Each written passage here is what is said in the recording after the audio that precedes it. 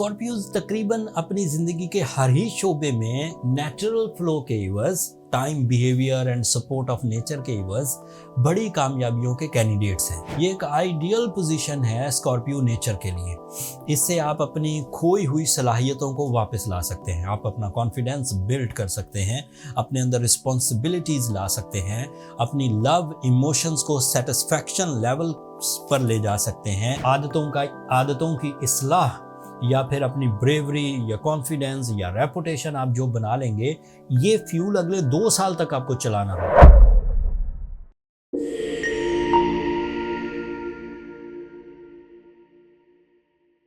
अस्सलाम वालेकुम स्कॉर्पियोज, मैं हारिस अज़मी, प्रोफेशनल एस्ट्रोलॉजर, आपकी खिदमत में हाजिर हूँ इस हफ्ते की एस्ट्रोलॉजिकल रिसर्चेस के साथ। एक लिस्ट ऑफ एडवांटेजेस है इस हफ्ते जो 13 तारीख से शुरू होकर 19 नवंबर तक चलेगा। स्कॉर्पियोज तकरीबन अपनी ज़िंदगी के हर ही शोबे में नेचुरल फ्लो के एवज, time, behaviour and support of nature के एवज बड़ी कामयाबियों के कैंडिडेट्स हैं। मार्स आपका रूलिंग प्लैनेट इस वक्त आपके पहले ही घर में ट्रांजिट कर रहा है। एस्ट्रोलॉजिकल रूल्स एंड प्रिंसिपल्स के मुताबिक ये एक आइडियल पोजीशन है स्कॉर्पियो नेचर के लिए। इससे आप अपनी खोई हुई सलाहियतों को वापस ला सकते हैं, आप अपना कॉन्फिडेंस बिल्ड कर सकते हैं, अपने अंदर रिस्पॉन्सिबिलिटीज़ ला सकते हैं, अपनी लव इमोशंस को सेटिस्फैक्शन लेवल पर ले जा सकते हैं, नई क्रिएटिव स्किल्स डेवलप कर सकते हैं, learning skills, attractions, overseas travelling, bravery, physical strength. कितने फ़ायदे हैं सिर्फ इस एक मार्स के आपके। लेकिन ये 2 साल के बाद एक दफ़ा आता है, ये जहन में रखिएगा। अब ये 2023 में आपके फर्स्ट एंगल से अभी क्रॉस कर जाएगा, दोबारा ये 2024 में आपके फर्स्ट एंगल पर नहीं आएगा, अब आपके 2025 में दोबारा फर्स्ट एंगल पर से गुजरेगा। तो जो एडवांटेजेस इस साल आप during the transit of Mars ले लेंगे, physical stamina development, organ performances development, mind tuning, आदतों की इस्लाह या फिर अपनी ब्रेवरी या कॉन्फिडेंस या रेपुटेशन आप जो बना लेंगे, ये फ्यूल अगले 2 साल तक आपको चलाना होगा। इस दरमियान मार्स दोबारा आपको फर्स्ट एंगल की फैसिलिटीज़ नहीं देगा, फिर 2025 में देगा आपको वो फ्यूल, फिर आपको 2 साल चलाना होगा। इसी तरह होता है। एक अजीब सी बेवकूफ़ाना सी मिसाल है, जैसे स्पिरिचुअल ट्यूनिंग के लिए रमज़ान एक सीज़न है, 30 दिन आता है 12 महीनों में। तो फिर आप जो ट्यूनिंग करते हैं वो आपकी स्पिरिचुअल ग्रोथ की, अदरवाइज तो डेली स्पिरिचुअल ट्यूनिंग होती है, बट ये एक सीज़न है जिसमें आप अपने अंदर कुछ तब्दीलियां लाते हैं, वो फिर साल भर चलती हैं, फिर दोबारा साल बाद आएंगी। इसी तरह ये सीजन्स भी हैं जो आपको सपोर्ट करेंगे। एंड सूरज भी आपके फर्स्ट एंगल पर है, that is double in strength.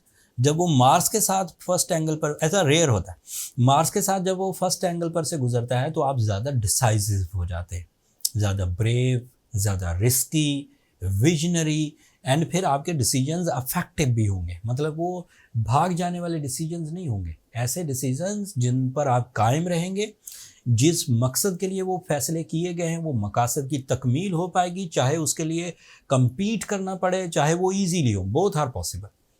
फिर नया चांद होगा 14 तारीख को, 14 नवंबर को, वो भी आपके फर्स्ट एंगल पर होगा। That is your spiritual tendency enhancement, sorry, that is your emotional development, that is your personality attractions, that is your dutifulness। ये नया चांद 14, 15 और 16 तारीख को आपको इस तरह के एडवांटेजेस भी देगा। आपके लिए मरकरी आपके सेकंड एंगल पर है, ये टीम वर्क के लिए बहुत अच्छा है, हायर एजुकेशन के लिए, कंबाइंड स्टडीज़ के लिए, मेडिकल कम्युनिकेशन के लिए, पब्लिक इमेज के लिए, एंड फिर लीडिंग रोल्स पर रहने के लिए, फेस वैल्यूज़ के लिए, माइंड स्किल्स के लिए, कंसंट्रेशन, कुव्वत हाफ़ज़ा, इन सब चीज़ों के लिए। वीनस आपके लिए 12th एंगल पर, that is the only planet जो 12th एंगल पर होकर भी पॉजिटिव रहता है। ये 12th एंगल का ही रिप्रेजेंटेटिव है। जब कभी भी पॉजिटिव हो तो इससे जज्बाती कैफियत प्लेजेंट रहती है, जैसे खाम ख्याली नहीं आएगी, जैसे डर और खौफ का मुजाहरा नहीं होगा, जैसे फ़िक्रें नहीं बढ़ेंगी। फ़िक्रमंदी तो रहती है, लेकिन ये वो तफक्कुर वाली है जिसमें किसी रिश्ते को निभाने की फ़िक्र हो, जिसमें किसी मकसद को निभाने की फ़िक्र हो। लेकिन ये वो एंग्जाइटी एंड डिप्रेशन नहीं है जो डिज़ीज़ होती है, ऐसी फ़िक्रें जो डिज़ीज़ बन जाती हैं। लेकिन ये वो फ़िक्रें हैं जिसमें आप अपनी ज़िम्मेदारियाँ निभाते हैं। Venus is also representative of your 7th angle, that is your family life, that is your romance, that is your attachments, proposal acceptance, नाराज़गियों का खात्मा, मैरिज अपॉर्चुनिटीज़ या फिर सेकंड मैरिज फैसिलिटीज़। जुपिटर आपके 7th एंगल पर retrograde है, that is only negative news.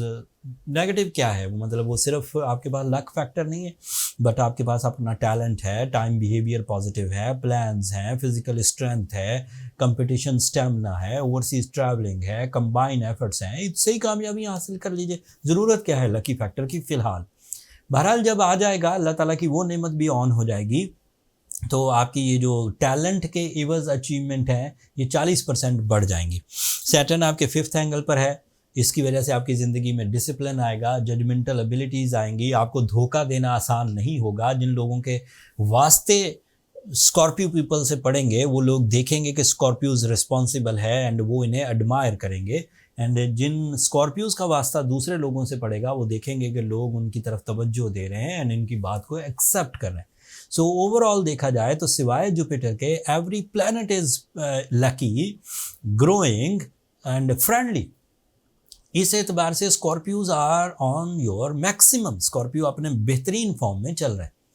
अब अगर आपको अपनी शख्सियत पर काम करना है, अपनी फाइनेंशियल अचीवमेंट्स करनी है, जॉब पर कुछ काम करना है, मल्टीटास्किंग करनी है, समंदर पार सफ़र करना है, एजुकेशनल एक्टिविटीज़ करनी है, फैमिली बसाना है, लव का इजहार करना है, कैरियर ओरिएंटेड डिसीजंस लेने हैं, तालीमी सरगर्मियाँ परफॉर्म करनी है, ये सब आपके लिए ऑन है। अब किस चीज़ का इंतज़ार कर रहे हैं, इससे ज़्यादा और क्या चीज़ आपको और चाहिए थी?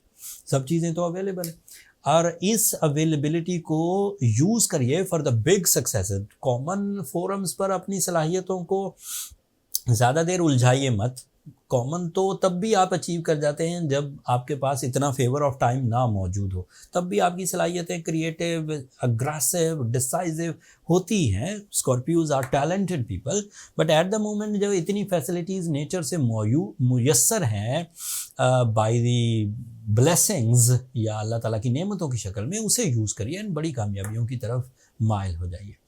ये और फिर भी अगर कोई कमी रह जाए तो सूरह शम्स की तिलावत करिए 5 दफ़ा एक दिन में। ओपल पहनिए, ब्लू सफ़ायर पहनिए, रूबी, तीनों में से कोई एक स्टोन पहन लेना, आपको बूस्ट अप करेगा पर्सनालिटी को, माइंड को, अट्रैक्शंस को, स्पिरिचुअलिटी की जो खैर और बरकत चाहिए होती है वो सूरह शम्स से मिल जाएगी। सो आप पैरेलल हो जाएंगे नेचर के, कोई कमी नहीं रहेगी, कोई रखना नहीं रहेगा, कोई रुकावट नहीं रहेगी। मान लें कि आप कोई बड़े ही वीक स्कॉर्पियो हैं और प्रॉब्लम्स हैं, तो फिर अपने पर्सनल चार्ट की तरफ चले जाइए ताकि पता चल जाए कि वो सेंसिटिविटीज़ कहाँ हैं, कितनी हैं, कैसे रिपेयर की जा सकती। पर्सनल कैलकुलेशंस के लिए ये नंबर नीचे चलते रहते हैं, आप इन पर रब्ता करके अपने लिए टाइम ले सकते हैं, बट वो फ्री फोरम नहीं है स्कॉर्पियोज, होपफुली आप अंडरस्टैंड करेंगे। ये जितनी भी मैंने इन्फॉर्मेशन दी है इसमें से सिर्फ सूरज अगले हफ्ते एक नए एंगल पर चला जाएगा, वहाँ जाकर वो एक नए तर्ज के फ़ायदे देगा। वो एडवांटेजेस किस सिमत में होंगे, कितने गहरे होंगे, कितने लॉन्ग लास्टिंग होंगे, वो तफसील अगले हफ्ते बयान करूँगा। अब मुझे इजाज़त दीजिए, अपनी दुआओं में मुझे और मेरी टीम को ज़रूर याद रखिएगा स्कॉर्पियोज़। आप लोगों की दुआएं हमारे लिए बहुत मायना खेज़ हैं, दुनिया के लिए भी, आखिरत के लिए भी। और ये बात मैं एलानिया कह कर जाता हूँ हर दफ़ा, आप लोगों की दुआएं वाकई मेरे लिए अहमियत की हामिल हैं।